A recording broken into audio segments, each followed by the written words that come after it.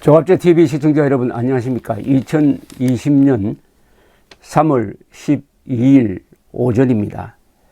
지금 여야가 공천의 막바지에 접어들고 있습니다.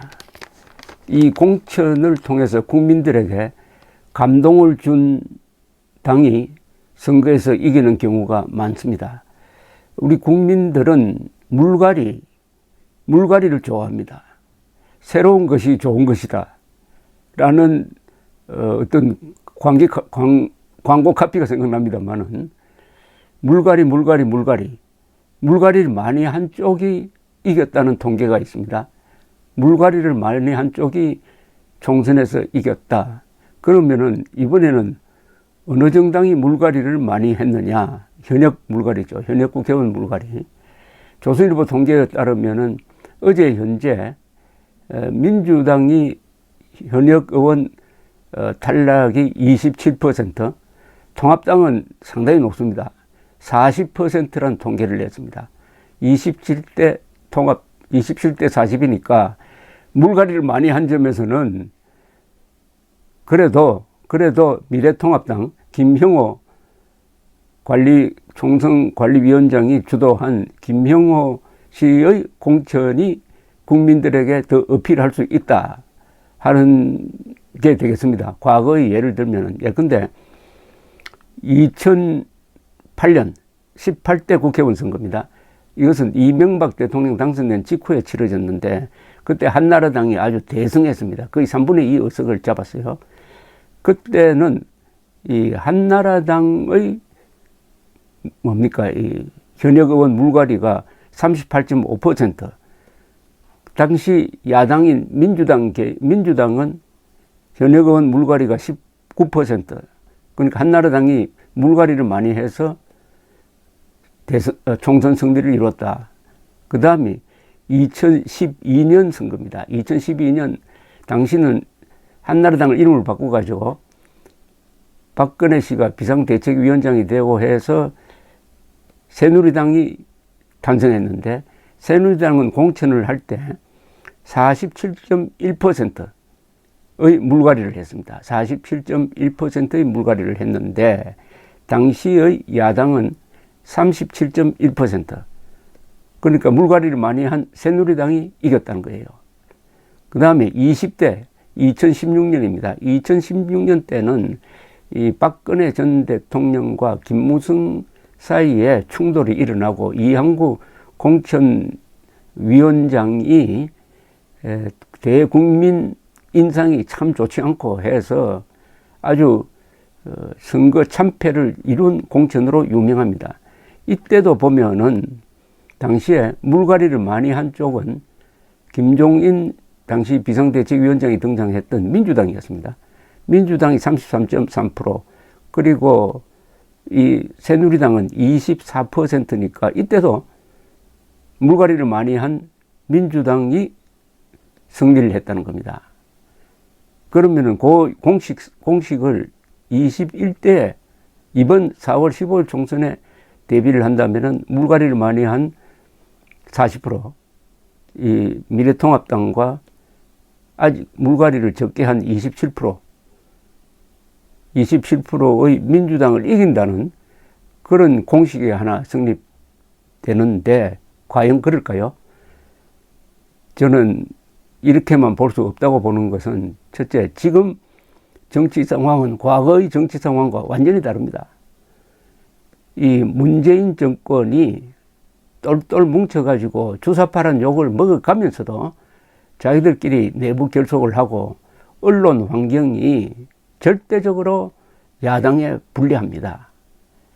그리고 물갈이를 했는데 어떤 물갈이냐 하는 그 내용을 들여다봐야 합니다. 내용을 들여다보면은 이 더불어민주당은 쉽게 말하면은 친문재인 세력이 더 강화가 되었습니다. 친문재인 세력. 예컨대 문재인 정부 청와대 출신 인사가 70여 명이나 공천에 뛰어들었습니다. 말하자면은 친위대를 만들어가지고 정권 후반기에 흔들릴 수 있는 문재인 씨를 보호하겠다는 그런 속셈이죠. 그런데 11일 현재 그 중에서 26명이 공천 받았는데 공천 받은 율은 그렇게 높지 않지만은 워낙 많은 사람이 공천을 신청했기 때문에 이게 단단한 친위 세력이 형성될 수 있고 이것을 바랐다고 볼 수 있습니다. 예컨대 대통령 신복으로 통하는 윤건영 전 국정상황실장, 윤영찬, 정태호, 한병도, 이용선 전 수석들이 지역구를 차지했습니다. 지역구 공천을 받았습니다. 그리고 진성준, 김영배, 신정훈 전 비서관 등도 공천을 받았고 윤호중, 최재성, 전해철, 박범계 씨 등 친문 현역 의원 대부분이 자기 지역구를 지켰습니다. 그러면 누가 탈락했느냐? 이석현, 기종글, 유성희 등 경선 탈락 중진은 친문이 아니라 비문으로 통하는 사람이었다는 겁니다. 그런데 통합당은 어떻게 됐느냐? 통합당은 물갈이를 했는데 이게 아주 안철수, 유승민계가 약진을 했다는 겁니다. 그리고 황교안 측근으로 분류되던 사람들은 상당히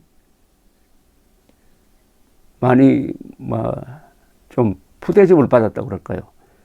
예컨대 친황교안계로 분류되던 유기준, 김재원, 이진복, 김도읍, 민경욱, 윤상직, 정종섭 의원 등이 공천을 못 받거나 불출마했고 대신 굴러 들어온 돌이라고 볼 수 있는 유승민, 안철수계는 약진했는데 유승민계 7명 중 5명, 안철수계 5명의 현역 의원이 대부분 경선 기회는 보장받았다. 이렇게 보입니다. 그래서 이번 이 미래통합당 공천은 아주 특이한 거라는 겁니다.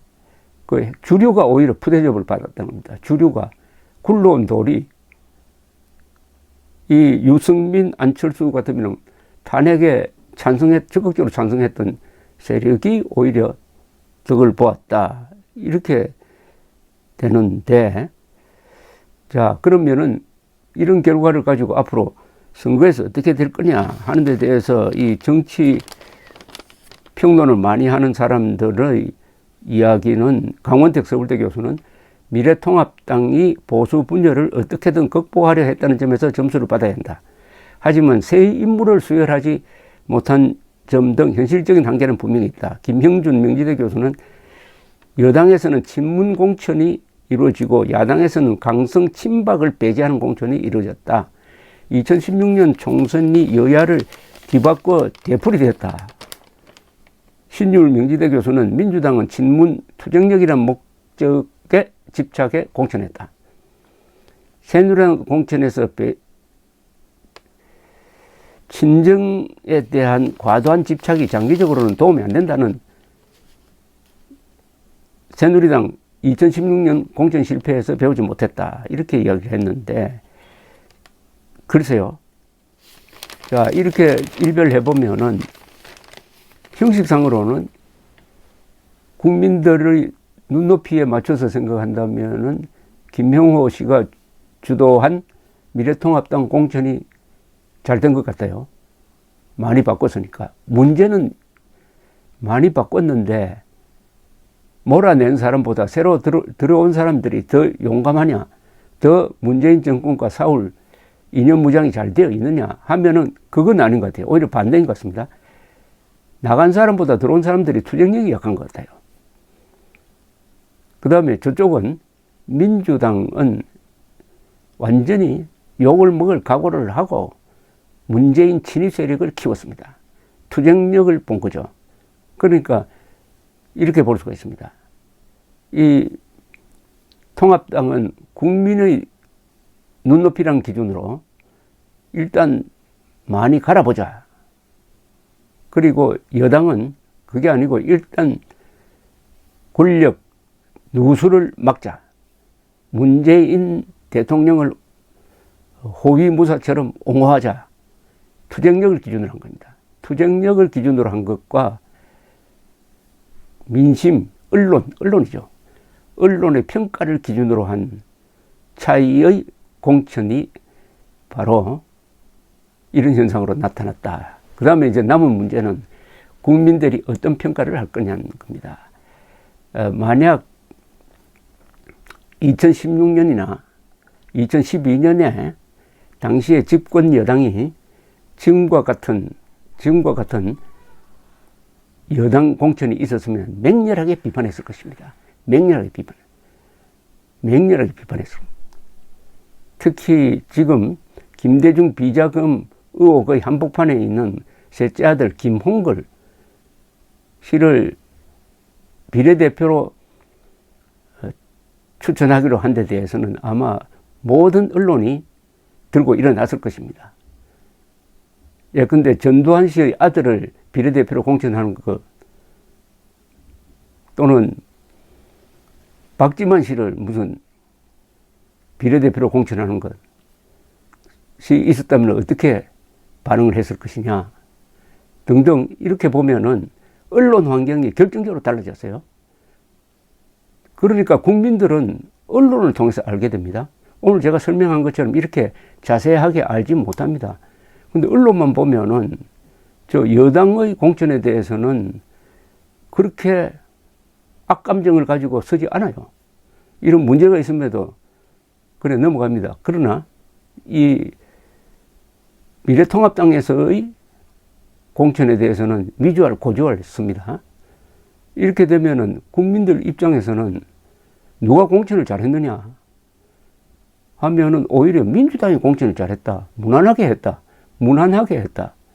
완전히 친문 세력으로 똘똘 뭉쳐서 앞으로 이 나라를 완전히 계급 독재 정권으로 운영을 하겠다는 뜻을 드러냈고, 특히 좌익 운동, 극좌 운동권이죠. 극좌 운동권 출신들이 더 강화되었는데도 불구하고 그것을 국민들이 모른다 이거예요. 근데 국민들이 알도록 하는 세력이 두 사람입니다. 두 척입니다. 두 세력인데 하나는 언론이죠. 언론이 정확하게 보도를 하고 지적을 하고 했어야 되는데 그것을 하지 않았습니다. 특히 극좌 운동권 출신들이 또 국회를 장악하게 되었다는 이 무시무시한 점을 제대로 지적하지 않았습니다. 그러면 국민들이 알 수가 없죠.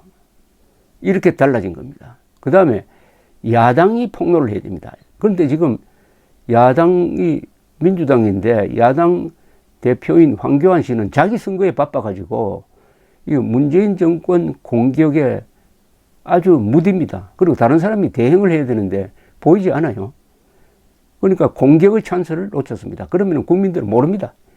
국민들을 알게 하는 노력, 우리가 이렇게 공천을 잘했다, 상대방은 이렇게 공천을 잘못했다 하는 것을 알게 하는 이 선전 활동에서 지금 미래통합당은 너무나 약합니다. 그러면은 아무리 과거의 관례가 이렇더라도 다가오는 총선도 물갈이를 많이 한 쪽이 이길 것이다 속단하기 어렵습니다.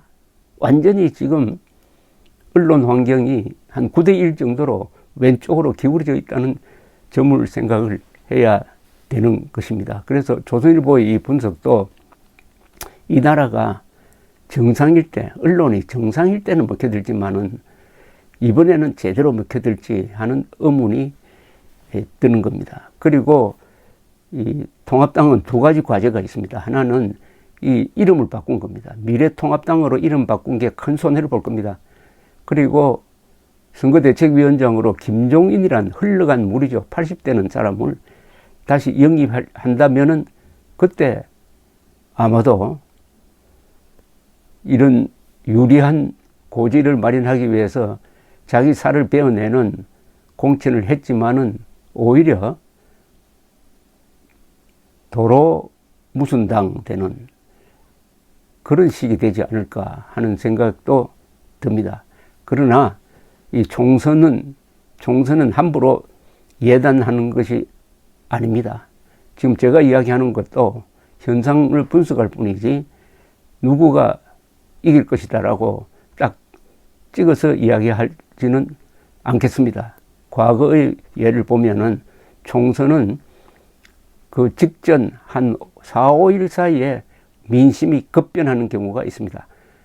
앞으로 한 달여 사이에 무슨 일이 벌어질지 그게 가장 큰 변수가 될 가능성도 있습니다. 더구나 이 코로나 사태가 전 세계적인 이 위기로 확대되고 경제 침체가 가속화될 때 국민들의 민심이 어떻게 변할지 그것도 예단하기가 어렵습니다. 총선 앞에는 겸허해질 필요가 있습니다. 감사합니다.